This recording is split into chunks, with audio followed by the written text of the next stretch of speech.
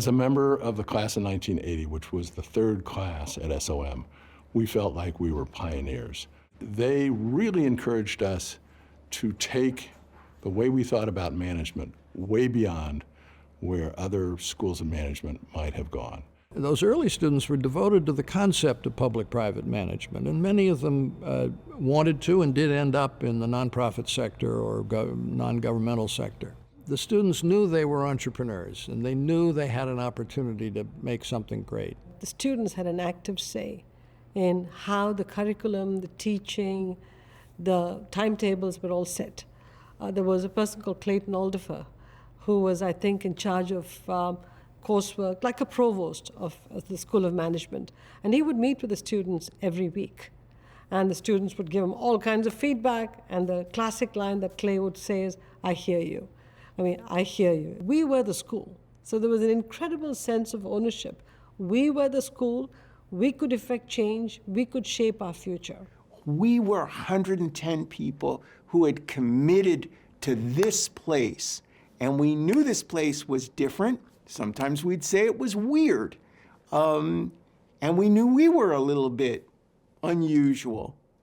And everybody I knew took pride in that. And it was just an amazing place then.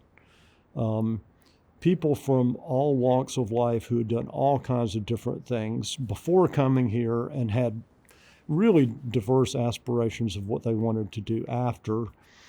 And I've sort of described it as a business school for people who couldn't quite admit to themselves that they were going to business school. The student body was very diverse. His classmates came from all different kinds of backgrounds. We had someone who had been a forest ranger up in Alaska. We had a musician. We had artists in our class. We had people who wanted to be corporate titans. We had people who eventually became distinguished politicians. We had the whole gamut, and it was really, really fun. The building that we had classes in was affectionately called the Pizza Hut. We were actually in classrooms that were being built around us, and they kind of resembled the building of a Pizza Hut. But it was a warm, inviting place.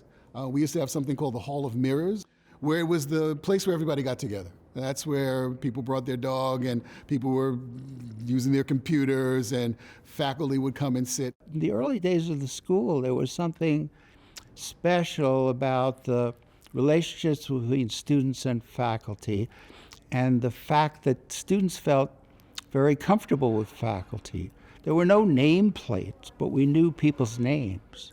The early classes that came to Yale when I started teaching were certainly some of the most unique and talented and exciting individuals I've encountered.